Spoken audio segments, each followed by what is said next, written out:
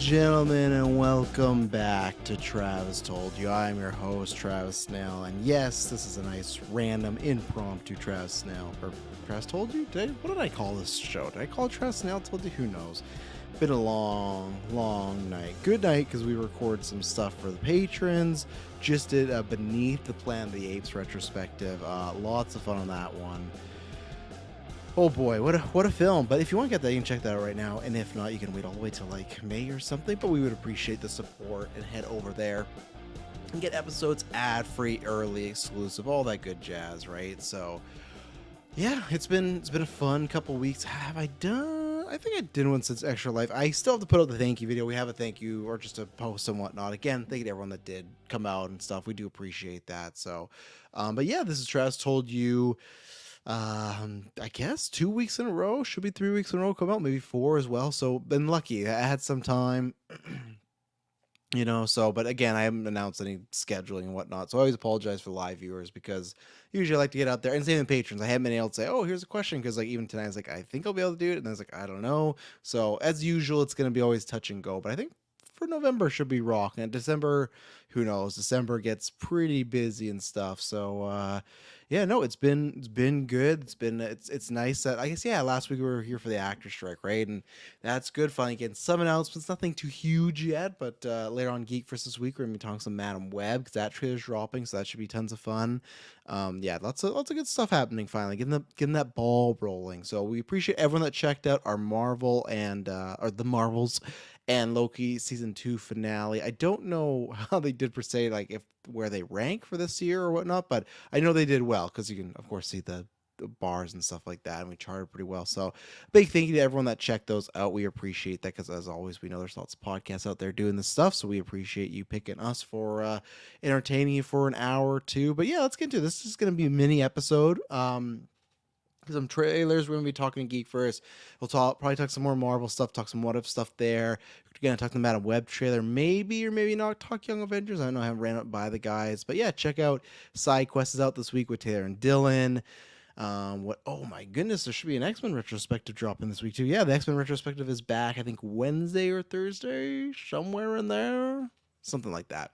But yeah, just check out. Best thing to do is subscribe. Head down links for everything you need to know, and it's all there. So let's get into it. Today I'm just going to be talking about the Marvel's box office because I said follow up with that. We're going to talk about the MCU shuffle that happened a couple days ago. It was on the eve of Miss Marvel or the Marvels, and some good there, some bad there. In the middle, we'll see. We'll talk about that. And then I'm just going to give a quick review for The Killer. I will have some spoilers, but it'll be at the very end just because there's one or two cons in particular that I have with that I can try and explain non-spoiler, but people will just message me right away and be like, well, what they were they? You're hinting around it.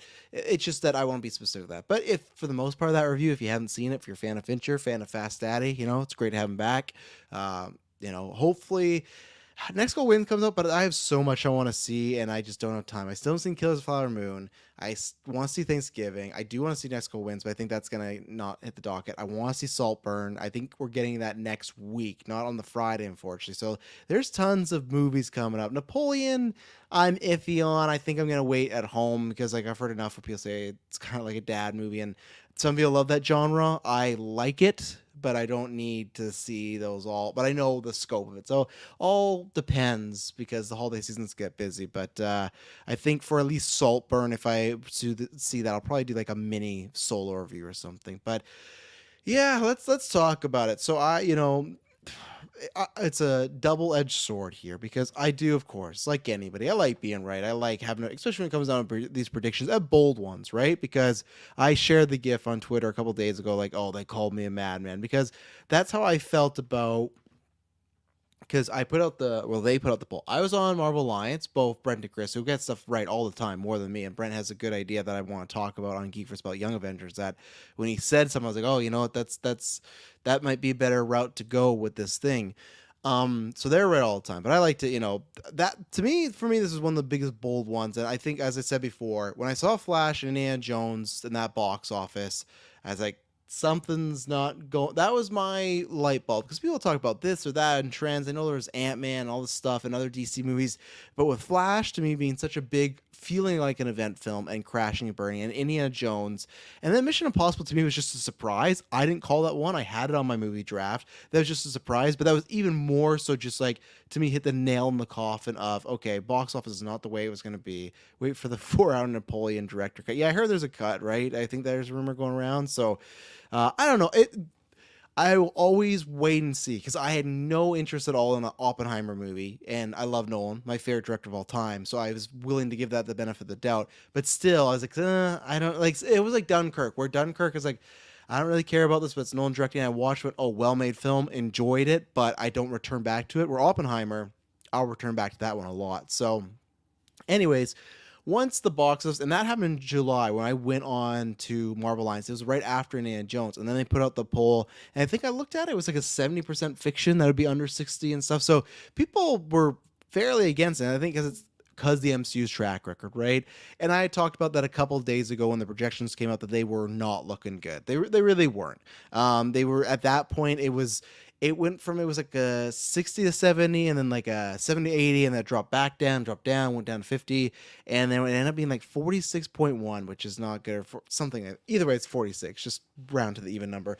46 million. I said this where I said under 60 million is bad. And then I said, if it's under 50, that's, I think, red flag, red alarm, whatever you want to say, that is the ultimate worst. Because what I've described before with Ant-Man Quantumania, you can debate all these other movies, Dark World, Iron Man 3, doesn't matter. Most time they're reviewed critically well, and they made a profit, made lots of money. The COVID movies, Eternal, Shang-Chi, Black Widow, don't count those because that's a whole different stratosphere, right? I always said Ant-Man was the first time they were in a boxing match and they took a big hit and they maybe like stumbled and fell down. And it's like, oh, whoa, but they got right back up, right? And then Secret Invasion, I think, was another one of those where, okay, on the TV side, if the right hits you, the left hits you. The Marvels was an uppercut, and it's not that it ended the round or ended the match, right? It's not like the other fighter. If I'm Travis now, I'm going up against Mike Tyson. He's the MCU. Hit me at the right, left, and I stumbled. I took a fell, and then I still got up. The uppercut, this was the first time where I feel like, okay, you got hit, you were down for a bit, they started counting, people were worried about you. Now, you can still get up and go on to win the match, and we'll see. And there's not ever, like, winning the match, right? I feel like with, like, box office, because eventually you would run out. I still think even if the MCU comes back in 2024, 2025, there'll be a situation again down the line where it's not thriving. It can't go on forever. We'd like it to, but sometimes the bigger characters are just going to survive. So, to me, winning the match is can you just get them back? Can you at least get Secret Wars back to a point and Kang Dynasty where people are really caring? Because another point is for box office, which is crazy to think of. We've not had a pure MCU movie hit $1 billion. There's been close, Doctor Strange, Multiverse of Madness, but Spider-Man No Way Home, Sony joint, like a combo. So that's the thing where they still haven't hit that mark since I guess Endgame, really, right? Because what we had, Far From Home, yeah, Endgame was the last time. Like they're on the top, the very peak, and ever since then they haven't obviously can't get close, but even like sniffing that with the billion, they have snuffed it, but you know what I mean. They haven't even got we got $1 billion hit, and even Deadpool 3, and this is where I'm going to get into now. Where so Marvel's comes out $46 million opening weekend. It's not. That's really, really bad. Whatever you want to say, that is real bad stuff. It's not just one thing. There's a whole bunch of stuff. It's the blacker promotion. Again, there's a lot of theories where I don't buy into, and there's some people that I follow, and luckily not Chris or Brent. Like, I'm not trying to subtweet anybody, not those people. There's other people that I follow, whether it is people that I are in the community with, or people that just like, oh, you happen to follow each other on Twitter, or it's someone has liked this post and it comes onto your timeline, which is sometimes good, sometimes annoying.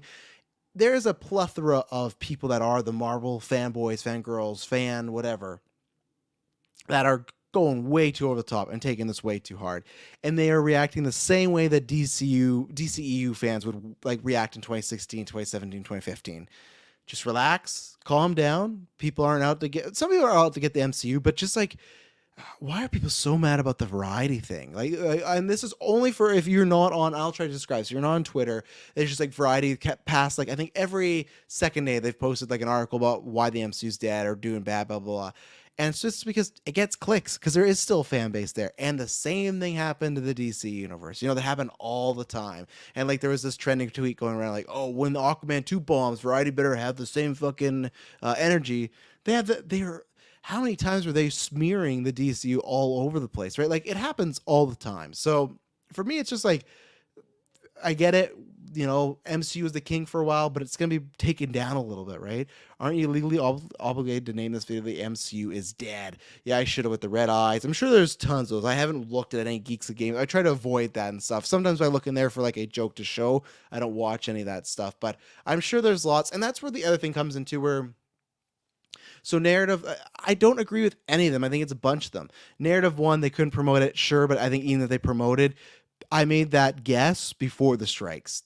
If they promoted it, I think it maybe could have got them to 60. Maybe. I think it would help. But this, to me, it doing this bad is a sign of, okay, no, this is more than just a promotion. The other thing is, which the narrative is, which is tough, and because you're talking to someone that's a straight white male, right? The whole, get woke, go broke crowd, that they're all out there and they made a bomb and it's a film with 3 film leads, so people are targeting it. I personally think, especially when you talk about Twitter, and I don't know what it's like with YouTube, but with Twitter, when it's like the amount of counts that are on there versus the amount of people, I'm not saying it does not have an impact as far as negativity. I'm not saying it's not shitty. All those people need to get a life. I think a majority of those people, they are still shitty people for doing it, but majority of those people are just playing a character, doing it for clicks, and that's my thing where we've gone through so many of the go woke, get broke crowd videos, right? Where we had all the Star Wars movies hit $1 billion. We had, and Star Wars 1 being the, what was it? Force Awakens being the biggest domestic hit of all time. Captain Marvel hitting $1 billion. Wonder Woman doing really well. Barbie, which at first was described as woke. Same thing, people remember when they tried to do that Peach stuff, like, oh, Peach, she's doing this. It's so woke. There's been so many times where the go woke, get broke thing has been proven wrong, that when people miss movie bombs and people go, oh, they're going to use that. I feel like it's of two minds, right? Because you say, oh, if you ignore the people know those problems, it's like you're not speaking out and speaking against them. But at the same time, I think the more you talk about them, the more you share them, the more, hits and clicks they get, the more that gets fed into, and that grows a little bit, like the Chris Gore tweet that's going around. Like, I think there's so much evidence to prove that section of people, the reason these movies are not doing well is a plethora of reasons. Marketing, it's just bad. It's people don't want it. Same thing like with the Ghostbusters thing. I don't think, and like me personally, I never wanted a reboot as far as like do the continuation that they're doing now in the same universe. I think many people were like that, right? And I think it was just not a good movie because it's not a good movie. It didn't spread a word of mouth well, right? There is some of that too, as far as like, yeah, people that, oh, it's fucking women the Ghostbusters, fuck this movie. But there's been so many movies that have gone against that grain. I go, well, I think that's a lot smaller than people give it credit for. Yes, it's there, and yes, you got to call it out, but I think you still got to be careful because the more you call it out with some of these people, it just grows. But I don't think it is like a, and it's tough too because like I know like Chris in our chat shared like the Stephen King thing of like, oh, why are people cheering for the MCU?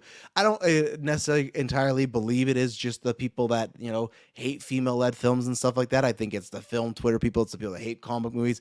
It's a lot of people, but that's what happens. It's the Green Goblin quote, right? What do people want to see more than a hero rising up as fail, die trying, right? That whole thing. So I don't think that whole crowd made a big difference. Because the other times they didn't. Captain Marvel's the biggest female-led superhero film, stuff like that, right? I already went over the credentials. So, but sure, maybe there's some of that in the MCU. We talked about, right? The MCU's had a lot of misses and everything. So, lowest box office opening passes the Hulk or doesn't pass the Hulk, which I didn't think I'd see yet. I still think there could be a little bit, but this clearly shows there's an issue.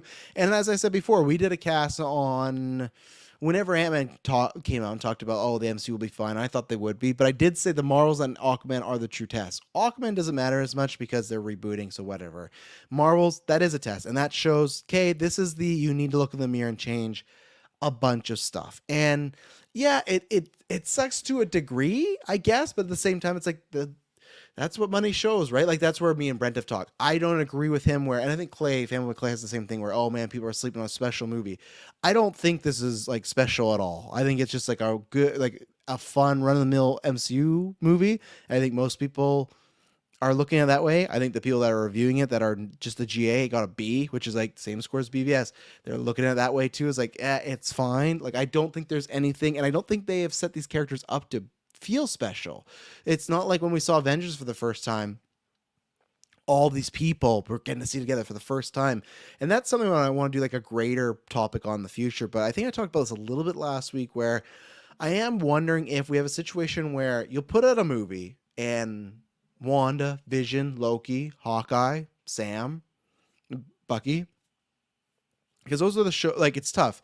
Is it that they're checking the shows out for the ratings to be higher and they're bad and people tail off, or they don't care? Because my point is, people go watch the movies and go, I'll follow this characters on TV.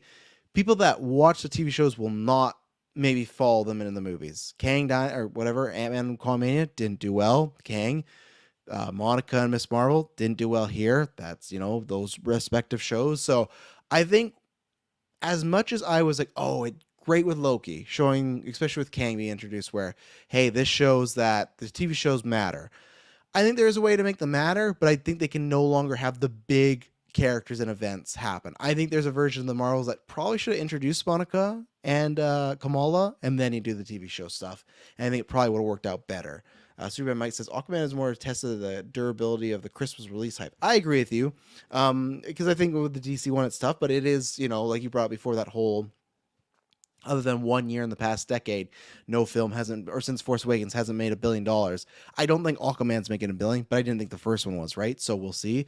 So now what happens? Do they recover? And they can. I think the tough thing is where this happens, they got to look at themselves, and to an extent that's good, because MCU has always been king shit. They've always been on top of the heap, and they got to look at it and say, okay, what do we do from now on? How do we change? How do we not let this happen? And there's tons of things, right? Which we've talked about. We don't got to re-go over them. There's issues with the MCU, which I fully can believe now. I didn't believe it that much in Phase 4. I think near the end of Phase 4 and definitely Phase 5, they have stumbled and kind of proven me wrong on some things. But for Phase 4, again, when they say, where is this all going? They spell it out. Now there is multiple people they introduced where maybe they didn't need to, but still, whatever. So, and we're gonna get to the next topic here, but with the Deadpool coming out next year, that's another tough one, because Deadpool 3, even if that was still Fox and you bring back a Hugh Jackman and even the other X-Men characters, not even any MC thing, that's a huge hit. That's potentially $1 billion. That doesn't count as a it doesn't count as a win.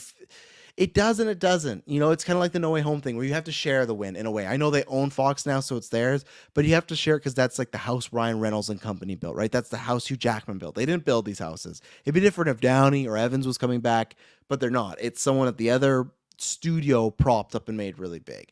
So the legs for this probably aren't going to be good. It had like a 70% drop on Monday, one of their lower, I think it's their lowest Monday. Like, all the records you don't want to be setting, which there is one good record. It's the highest opening for a black female director, which is great, and it does suck that is a narrative where it's like, okay, lots of representation in this movie. It's the lowest one. Again, I don't think that's it. I really don't think, I think of course there's a section of assholes that have that mentality, but I don't think that's it. I don't think people saw the 3 women that. I think it says more about the brand, the oversaturation. There are just multiple just kind of continuity things, and I don't mean continuity errors, just like continuity things I think people are curious about and they haven't been answered. Avengers, where are all things set up, stuff like that. I think people feel a little lost with the amount of content that is there, or just less invested. That was the way Emily is. She'll catch up, but now eventually just came to a point where we watched all the Disney Plus stuff together, but now it's like, I'll get to it when I get to it. I think a lot of people have that. So I think this break is good.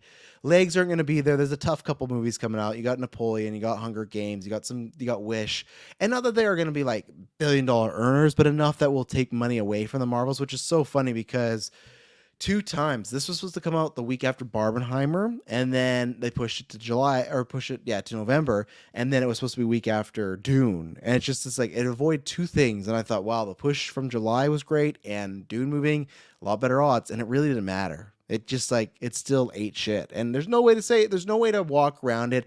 I know people have been like, oh, it could be like Elemental, have legs. Maybe.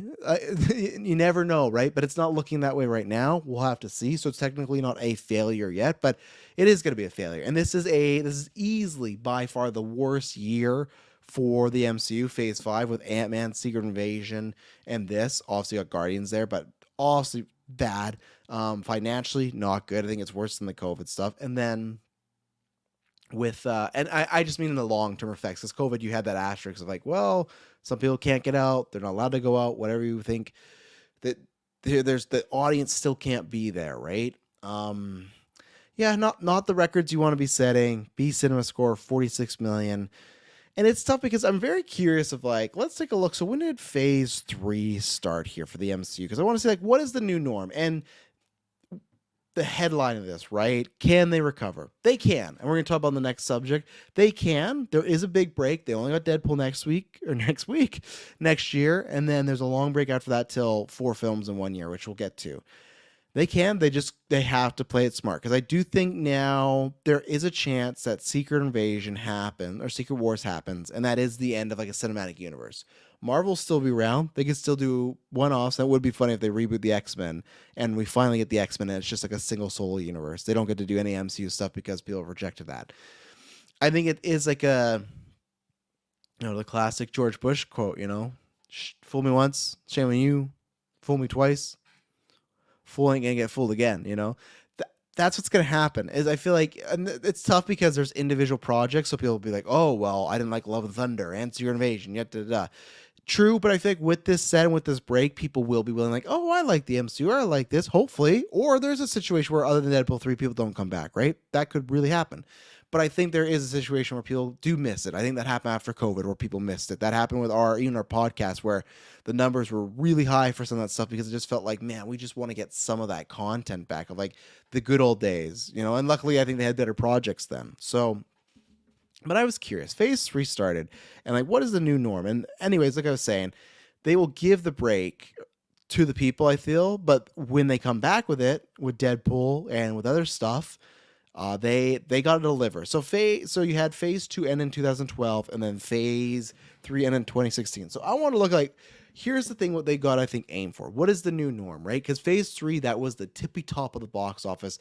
They're not going to get there. So let's see. Phase 3 would have started in let's go 2013 to 2015. So 2013 top box office, just to see what those movies were rocking back then. So Frozen 1 came out in 2013.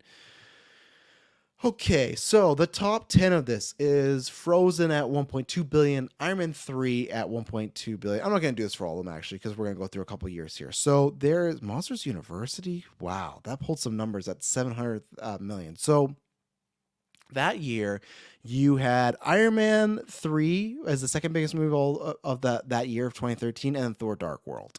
Wolverine was 15, and that was, I think, really it, right? So I know we're in a different situation where we're getting a lot more. So, and that's where having just one movie, like DC next year, one Joker, Marvel, one Deadpool, probably will help out a bit. Marvel is in a tough spot because Sony does have 3 movies coming out next year, and those are going to be dog shit. And like, I agree, like, I will 100% agree with Kevin Feige in general, where he said that he wants, I don't think it's just a front, he wants to be the winning brand, but all rising tide raises all ships, right? I think in general, this year, I liked to love Flash. That didn't hit with people for whatever reason. So that's there. Blue Beetle, Shazam, fine, fun, just fine. When I'm saying fine, for me, I'm enjoying it, but for the audience, fine. Ant-Man Quantumania, bad to fine. Guardians, bright spot. But that's the thing, where you're getting not just the MCU, but multiple MCUs, multiple comic book movies that are just not delivering. And that's the other thing, where next year, so what's up first? It's going to be one of those Sony fucking movies, right? I think Deadpool 3 and Joker are kind of safe. I think Joker 2, as I said before, the 2 things you can be are, or I guess 3 things, like I said, a really great movie, a big established brand, Spider-Man, Batman, etc., or something unique. Joker 2 is hopefully all 3 of those things, hopefully a good movie, but it's big brand and a unique movie. With Joker, there's going to be musicals. Joker was a unique movie. Deadpool 3 will have all those things, right? Unique with the Hugh Jackman coming back, big brand with Hugh Jackman, even Deadpool is a big brand now, stuff like that. So I think they're kind of immune. But what you got to look at is, and some GIA people will just say a Marvel all logo and think they're all the same, especially when you got Tom Hardy appearing in the end of No Way Home that has Doctor Strange in it. If you have a year of Morbius, Craven event, like I know I'm trying to not sound hyperbolic here, but this is why I hate these fucking movies. And I guess Cross Spider-Verse, right? That came out, another great one. So there was I forgot about that. But same thing, that to me was the great movie and unique. I was wrong about that. I didn't think it would do that well. It did gangbusters. Um, I think there's still a chance that like the Sony live action movies do hurt some of the MCU because they're low tier. I think poorly made comic book movies, and that makes people go, I don't want to check out comic movies in general. So I know people like to joke and Venom. Like I know I'm not taking a shot at the guys for Venom is a blueprint, but yeah, it's the fucking blueprint to destroy our Marvel comic book movies going forward because people will see this. Hopefully it's great, but people see another mess superhero movie. They'll come up for the big ones, but we'll get into like Thunderbolts, everything like that. Will they come out for those? I don't know. Survey Mike says, do you think that they're planning projects so far ahead mean they can't capitalize on the success fast enough? Shang-Chi was a big hit for a new character, yet no sequel now. 100% Survey Mike. I think we talked about that a couple times, GeekVerse and me, but it's one of these things where Iron Man happens 2008, you see him again 2010, and then 2012, 2013. A great span within fucking 5 years ish, right? Cap, Thor, Hulk, you all see them. Hulk was the biggest one, right? From 2008 to 2012. But still, you got that. He was in Iron Man 3 and then Age of Ultron. I've said this, I think plays into my whole thing of we don't know who the main characters are. To me, we knew what the plan was. We don't know who the main characters are. So I think with that much content and planning that much ahead, they did hurt themselves a little bit. Now, granted, even near the back half, like Black Panther didn't get sequel till 4 years later, and then Doctor Strange 6 years later. I think a combo of COVID and the ending of the multiverse saga kind of mixed up with people getting delayed sequels. But you look at Doctor Strange did very well. Thor not as good, but still did better than the first two, and it was missing some markets, so it still was successful. And I think they still will rock with that. I know Taika said today, like, "Oh, I'm not going to be doing Thor 5." Like, I think that is a good call. I like those movies enough, but they're middle of the road MCU movies for me, and I think people want to change. And I think you go that way. You bank on stuff that's working. But yeah, Shang-Chi, again, that stat, and it's gone up though. It was, I can't remember how many projects. I say this all the time, but it was like 16 projects since we got our new Captain America, and we haven't seen him yet. It's like, what? Like, that for me is the big thing. Like, not what's the plan. I think that's almost what people mean with the plan. It's like, what projects do I have to watch? And then I'll prioritize those. So that's something. So MCU, look, you had 2 movies in the top 10. Where phase 3, I think we'll even pull it up for example, right? So 2013 MCU had 2 movies at number 2 and number 10. Okay, 2014. Let's go to that. Okay, so 2014, you had one. Oh, jeez, why did I not know this? Guardians of the Galaxy is better than Captain America and the Winter Soldier. So you had Guardians was a massive hit. Jeez, Guardians was at number 3 that year with 770 million, and then Captain America was 714. Days of Future Past was 6. Amazing Spider-Man 2 was 9. Again, that's funny. We're talking about the GUA where it's just like numbers they'd kill for now, right? Like a 700 million hit back then. It's like, this is a disappointment. So again, MCU 2 in the top 10. Okay. And none of them at 1, or Iron Man was 2, but top 3. Okay, so then we get 2015 Avengers Age of Ultron at 4, and then that's it because it's just that and Ant-Man. So that makes sense. Ultron $1 billion movie, but even then, look at that. It's in 4th place. Fury 7, Jurassic World, and Star Wars still beat it. So now this is where I think it starts to change. Maybe my narrative holds up. We'll see. So let's go into 2016. So this is the start of phase 3, right? Biggest movie of the year, Captain America, Civil War. And so technically, yeah, they only have the 1 movie in here. Doctor Strange is at 11 at 670. So really, it's not really fitting my theory so far. It was the number 1 movie, so I feel like it kind of, by proxy, it's like you don't have 2 in the top 10, but one's at 11, you got the number 1 biggest movie. So, okay, so you got that. So really, just in phase 3, you just got the whatever. And that was like, and these numbers, you'd have to go back further, look at phase 1 numbers, see what those were like. But 2017, let's go there. Or I did that already. No, I didn't do that already. So 2017, you had Guardians of the Galaxy Volume 2 at 8, and then Spider-Man Homecoming at 6 at 3, and Thor Ragnarok at 9. So that's the first year, as I go to drop my water. So that's the first year, 2017, that you had 3 MCU movies in the top 10. Okay, let's go to 2018. And I know 2019 is going to be, we know what that's going to be. Can you load 2018's Avengers Age of Ultron? Or no, Avengers Infinity War at 1, Black Panther at 2, and then Ant-Man the Wasp at 11. So same thing, you had 2 in the top 10, and then you had that at 11. And I guess we'll look at some of the numbers coming up comparatively, because I feel like we're still not far off from that, right? It's just the totals are a lot less. But at the end of the day, when people say the MCU is dead, that's where I still push back. Go, no, there's going to be things that got to change, but it's still one of the more profitable franchises. 2019, you had Avengers Endgame at 1, Spider-Man Far From Home from 4, and Captain Marvel at 5. So you had 3 in the top 10 there, and really 1, 4, and what is that? 5. Sorry, there's a massive car alarm out there and just threw me the fuck off. 2010 or 2020, that's a crapshoot year because nothing came out, so we'll skip that one. Like Bad Boys for Life was the biggest domestic movie. And then 2021, you had Shang-Chi at 9, and then you had Spider-Man No Way Home at 1, and then Eternals was 11, Black Widow was 13. Again, these are the smaller amounts, but this is where it's like, it's still going to be more profitable. And then last year, I think there was 2, right? Because you had Doctor Strange, Thor, Love and Thunder, and Black Panther. So again, 3. So it's the thing where it's really just this year, if you look at it. And because that's the thing where it's like, if you don't have 3 in the top 10, one's been very profitable, right? So we're going to take our first ad break, and then we're going to take a look at the shuffle that happened and what's the good and pros and what could it do to the box office, right? And, you know, more content, more streaming. So we'll be right back. And we're back. So let me pull out here the shifts of this. So like I said, it was the night of the Marvels.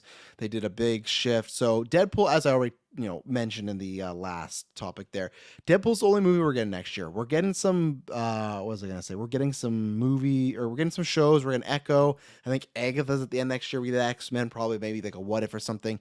The animated, I don't think those are on people's radar that much. But we're getting that stuff. So really just Deadpool. I think that's great for 2 reasons of, as I said, Deadpool needs to hit. But even if Deadpool's a bad movie, I kind of thought about afterwards, like, it'll probably still make money. So it's a bad barometer all the way. I think it still needs to hit to make people fall in love with the MCU again. But really, I don't know. To me, ask me after the movie. It depends how much it's integrated with the MCU. If it's Deadpool with a few MCU elements, then it's still just Deadpool. If it's both, it being a great movie helps. But then we now have Captain America in February 2025. Then you have, I'll pull it up here, MCU delays. Because it's like, what's this right here?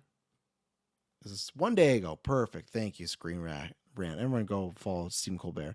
So Deadpool, July 26th, 2024 next year. Great. Give them lots of time. Brave New World's going to be in February, Cat 4, okay? Thunderbolts is going to be in July 2025, and then Blade is November 2025. Now, here's the thing. Right now, I think it's what the F4 date's in there, but people were saying because that's the whole narrative, even myself was running with, right? Where, oh, hey, there's a Fantastic Four movie also coming out in 2025. That's too much. May. Okay, so if that was May, June, July, so only February, March, April, May. So there's only about 2 months. If that sticks, not good. But that report that came out, it didn't mention Fantastic Four. It was just these ones, right, that got the delayed in the shuffles. This is back to it. This is not good because you also have the Batman coming out. And Superman Legacy, which are big movies, which again, rising tides raise all ships, that could work.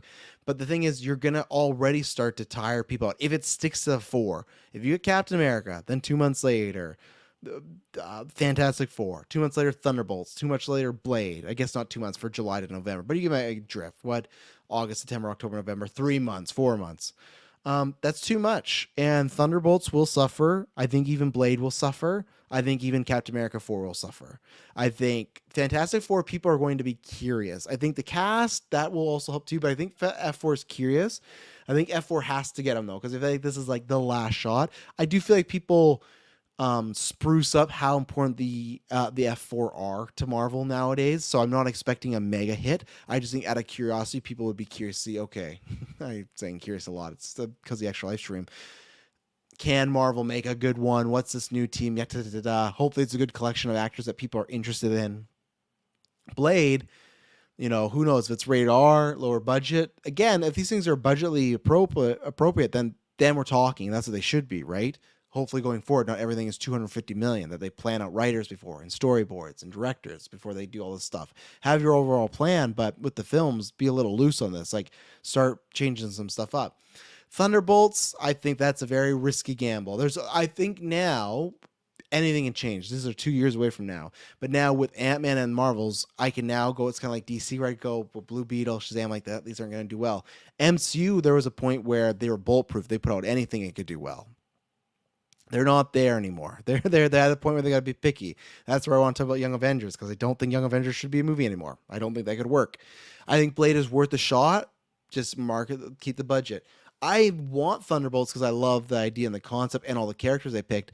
But as far as it doing well, luckily Florence Pugh is like, she's blowing up. She's becoming the it girl, right? And you got some other stars in there. So that could work. Again, appropriate budget. That's what you're going to be looking for. But I don't think it's a surefire hit, I don't think Brie Larson's a big star as Florence Pugh, but still, it's just, I'd have to look at some, like, Paul Rudd, I think, is like an equivalent. Like, I guess Pugh, I think, is going to have that younger demographic, but still, I don't think it's a surefire bet that it's a hit. Captain America 4, I think out of all the ones I'd be worried about, that'd be the least amount, but you never know, right? People might go, okay, I do miss Evans, or I don't like this villain, or there's just been too much, or I didn't like Falcon Winter Soldier. I think that has a better chance because people do enjoy that character, and I think have enjoyed them and would be invested to see the story. But I think in a year where there's a lot of other comic movies, that's what could be tough, right? So I think they got to work on those. They got to switch those around. I think that F4, and we haven't even figured out when's the Spider-Man movie coming out, because actors are back, production's back, scripts are being written. I don't think Sony wants to wait much longer to make a sequel to the biggest Spider-Man film of all time in No Way Home, right? Like, I think, and especially if these rumors are true that Tobey and Andrew come back for Secret Wars, you kind of have to do that before. So there could be a script. I think there's a chance that you delay Blade because they already don't have Blade on a Halloween month, which I think is stupid. So I think you delay Blade to February. You do what we know what they're going to do. They probably tie it in with Black History Month, which is not saying a bad thing, but like that marketing companies do that nowadays, right? They'll make sure, okay, let's tie with that. You put it there, and then you have Spidey in December. I think that's a bit better, and Spider-Man feels a little bit different. But what, you're telling me it's not going to be 2026 till we get a Spider-Man 4? It's going to be 5 years? I don't know. I don't know if I buy that either. So, and that's on top of the shows that could come out that year. So I really don't think that if they want to avoid the problems they had before, I think 3 is the max. Two movies would be better. Maybe do 2 movies a year where Spider-Man's coming out. I think 3 is the max nowadays. Unless you start getting back to that super hot streak, you gotta wait. No 3 to 4 movies a year. No 4 movies a year. That's way too much. They've shown that. We've lived it, and they're already doing it in 2025. Now I hope that just means they're placeholders. This is what we think. Fantastic Four is getting the boot out of there. I don't think so, because I feel like they're further along than some of these other companies or other productions. So I think that's where you have to, they got to be smart. And that's where it's all going to come down to with this box office, everything, with the comeback. Like, that happens all the time, right? Actor or just athletes, not actors.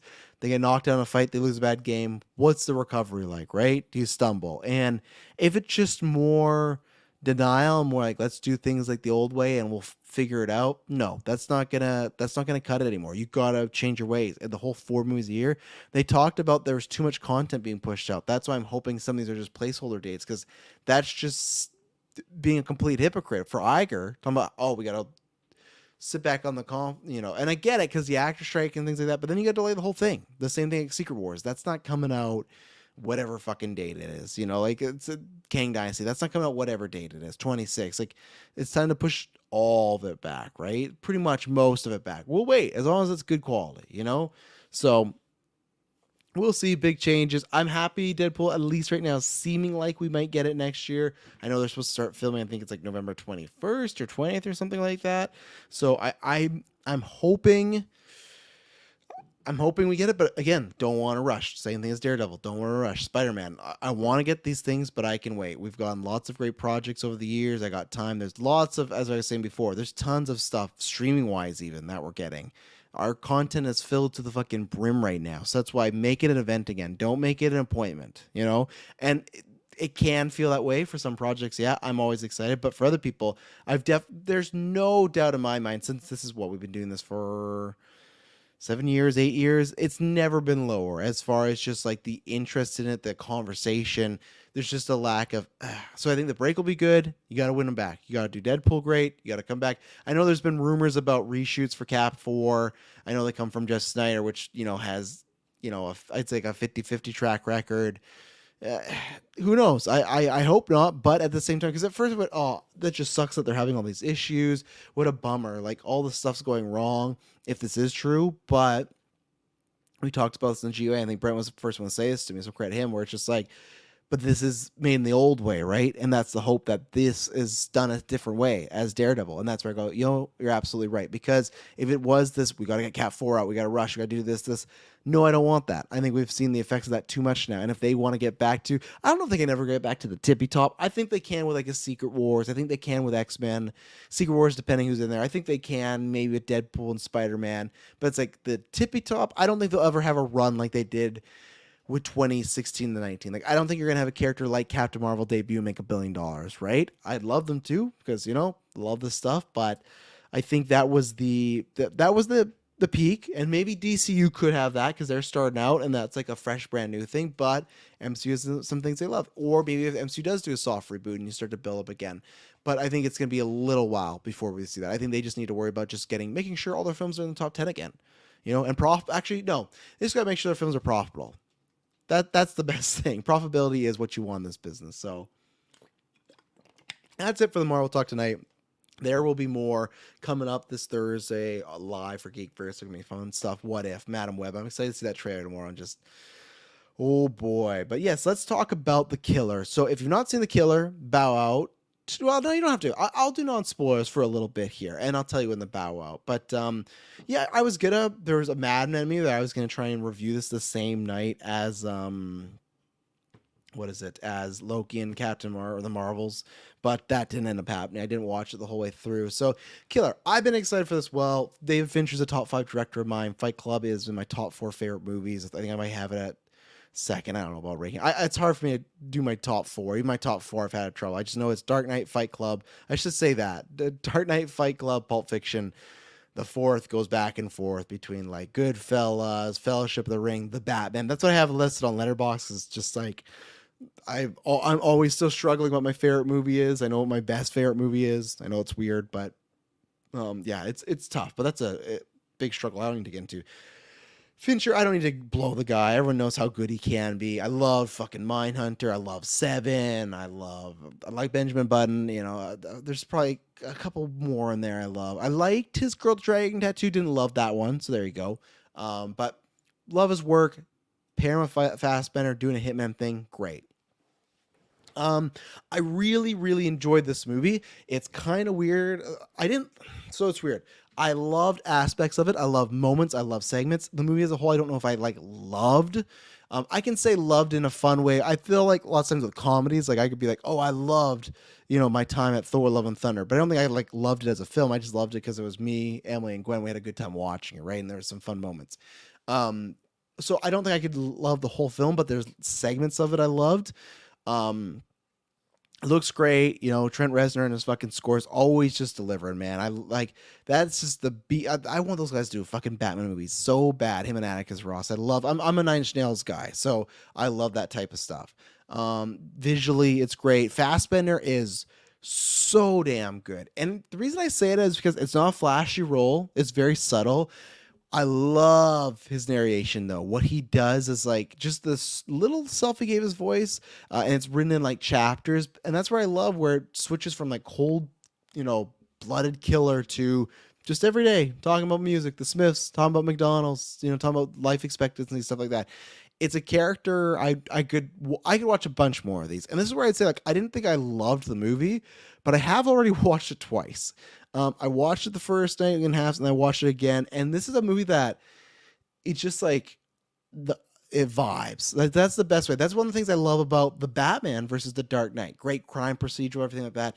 But the Batman has so much time where it just kind of is in a mode, in a feeling, in the music, in the moment. And it's just like that's the killer where you're just following this one person. That's why I like aspects of American Psycho. That's a bit more heightened, but that's why I love Shame.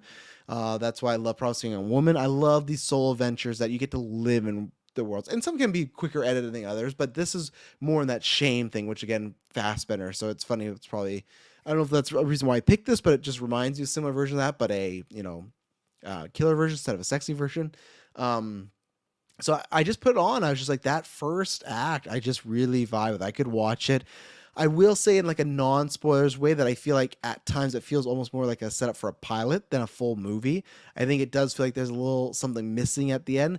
Performances all around are great. Like the little people upbringing, I know people are like, oh, Tilda Swinton in this little, but it's like, yeah, but the scene she's in is great. And there's such a good build up to it. And just a very flashy movie, very, very pretty movie at times. I pretty in my way, pretty in like the Fincher kind of dark, grotesquer type of way. Not that there's like grotesque stuff here. There is some things, and yes, it is very much.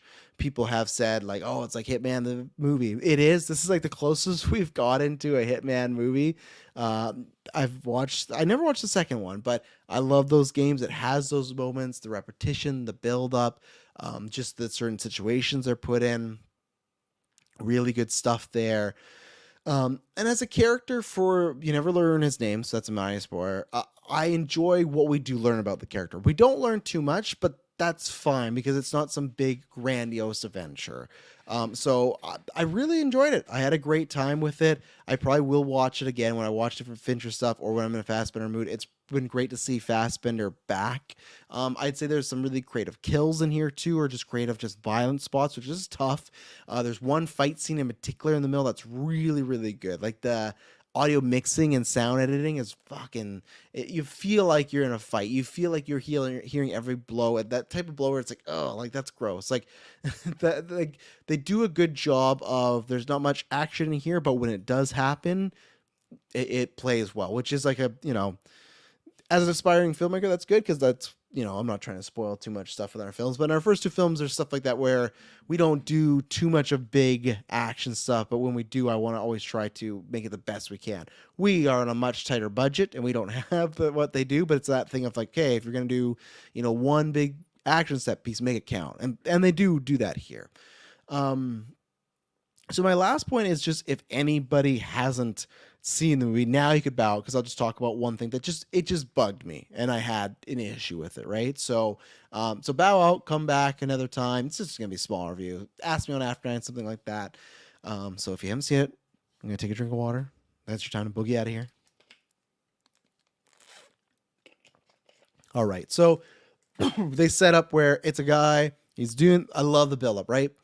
He's sitting here for days in this room, has a heater with him, getting food, waiting for his mark, finds the mark, class. And this is what I should have said, not spoilers. I always fucking do this, but it's not a movie you haven't seen before. It kind of reminds me of People Don't Come After Me, like the MCU, where like lots of times it's a form of like superhero movie, but it's the style of a director or lack thereof that makes the film. Not the same thing here, but it is Hitman does a job, goes wrong, people are out to get him. He has to get out of the situation. You've seen that a dozen times. You're going to see it a dozen more times. It's all about the Fincherisms and the Fassbenderisms and the Atticus Ross and Trent Reznorisms. Like all those that make this great little stew. That's what make the movie really good. But the first half is just this big build up to the assassination. Goes to take a shot. This person has like a dominatrix person, hits her, kills her, goes awry. And I love how he gets out of there where it's very frantic, but it's like a calm, a controlled frantic almost, where he's frantic inside, but he's trying to keep it all together. He goes to stop points, whether he was successful or not. It's like, you're going to leave this direction, do this, throw this like gun in this garbage bag or this garbage truck. Really good, really methodical. He's really good at his job, even though in this movie you see a few things where he's not. So he does this. They make the call. You screwed up and all this type of things. And he goes back. It's all just kind of tying loose ends, right? He goes, I can't remember. Is this house in Colombia or something like that? This is where there's two things where I know people brought up as like people haven't brought this one up as much as me. The ending people bring up more, which I don't have a problem with. Like I guess I jump to it now where there's a whole big buildup where he's kind of getting to somebody that's the organization, the head of the organization of this, and he goes to kill them. And there's a line in there that the guy kind of says like, "Oh, is it because of this thing?" And our character kind of realized like, "Oh, this isn't even on his radar yet because this guy's so busy, has so much stuff going on. So if I kill him, it might cause more of an issue. But if you ever come after me again, I will kill you. I'll make it look like you're or like you'll be poisoned, something. It will be something fitting, but it won't even look like I killed you." People have brought up like it's a little anticlimactic, and it's just like, is it believable? I kind of agree. I didn't hate as much as other people, but I just thought that what does happen in this movie, it's like I don't think they would let this man walk away. So that's why it felt like pilot sequel baity in a way, and I don't think there is one. I don't think Fincher's looking at the killer too. So I think it was a fine ending. The other problem that I had, the bigger problem, I can swallow the ending. This, he screws with the job, and like I said, all the synchronicities that he has to go through to get back to his home. I love all that stuff. He gets home, he sees some cigarette butts, and he sees some shoe prints. He gets inside. His place is beat to shit, and his girlfriend has been, pretty much within an inch of her life. Big cut on her forehead, stuff like that. And they, of course, they show, okay, this is because the people, what was it? The people that he works for are after him, tying loose ends up, right? I just didn't believe, for this organization, to me, how it looks like it's run, I wouldn't believe that they would have just sent people there and gone in the house, not knowing that he's in there, the target, meaning Michael Fassbender. And then they also like left her alone. Now that's something I was unclear on. Like, did the police show up? Did what is it? Did like the brother shows up who later on like has this fun conversation with Fassbender, like, I don't know what you do, but like, and I don't ask questions, but I really don't want to know, and this has to stop. Like, it can't affect her. And they get a happy ending. They end up together at this beach, and he's like a very nice house. So they end up together at the pool, and like it's this way where the guy is, okay, we're not going to come after you. But I just didn't buy that the organization would be so sloppy not to take him out, and I didn't buy that they'd leave her for dead and just do like this type of job. So it just felt very, again, formulaic of, oh, bad guys, hitman against our hitman came there to take out the job, and he didn't happen to be there. And maybe I'm wrong, and I'd love somebody to tell me if, like, please give me different reasons why this could not have happened, but it just didn't make any sense, and it wasn't believable, and it felt very just like TV show action drama, right? And then it gets us on our journey, which I love. This guy, like it's the guy from Top Gun, I can't remember, but he has this moment where he needs these files and he's threatening him, and the guy kind of takes us like, it's just a threat, you're gonna do it. He shoots these like 4 nails into his lungs, says like, you got 6 minutes, I can call and have an ambulance here, but you have to give me everything. Doesn't happen. This guy has an assistant. They have like a whole 10-minute scene where the assistant's like, I know what you do, just don't make, like, I can't disappear, my kids, my family need life insurance. And then there's a moment where he says these things over and over and over, but he says this line like, forbid empathy, right? And he says this, but then he starts to show her empathy, and they go to her house and do all this stuff. And there's great moments where it's just like all stuff's happening, and they start to go downstairs, and then he just takes the gun, like, or he just cracks her neck, and she's dead. And that's where I said the unpredictability of certain moments, that works. There's the moment with the dog, that's really fun, right? I think that's the high point, and they do make it like a hitman where you think, oh, he is gonna show a little, because they show stuff where he's not like cold. He was happy to see his girlfriend. He was worried about it. Wasn't just felt like it was some woman he was fucking. Like, he was worried when he found out about she was at the hospital. There's this great moment where he's looking down while he's waiting for his mark. He's just seeing people interact with each other, and he smiles. So it's like he's not like, and he even says like, I'm not a genius. I'm not like this fucking like be all end all hitman. It's just like he's a dude who's just realized this is how you have to do your work in life. This is the morals you got to stick to. These are steps you got to stick to. Go. It's not like he's going against the organization because you went after this woman or child. It's like, no, you're going to fuck with me, I got to fuck with you. So I like that simplicity of it. I wish, like I said, the inciting incident wasn't. But again, you think, oh, maybe he's going to show empathy to this woman because she said she can't go missing. He hasn't killed her so far. And then he does just take her out. And you go, man, oof, no one is safe. And it does feel like almost like a Jason Voorhees. Like, he'll take anybody out. But yeah, just this. I wish it was just they did a classic. I know they want to probably save the budget, but just have 1 or 2 guys show up. They go to take out Fassbender. Maybe, they, and I know I'm rewriting the movie, but they fail, but they still injure the girlfriend. I just didn't buy that all this went down when he was gone and the girlfriend happened to survive. Like, these are like the word. No wonder why Fassbender couldn't deliver. These are the worst fucking assassins, you know. And just even like again with Tilda Swinton, I love that kill. I love the idea that she knows he's like the fucking Grim Reaper. He sits down, and that's where it was interesting because they were playing off as a normal guy. He wasn't the John Wick thing, but when people saw him, they knew it was over. So it was almost like a very realistic version of John Wick. There, he meets her at dinner. And it feels much more, you never know, because she's like, oh, that stuff with a girlfriend, like your girl, like that wasn't me. I told them not to do it.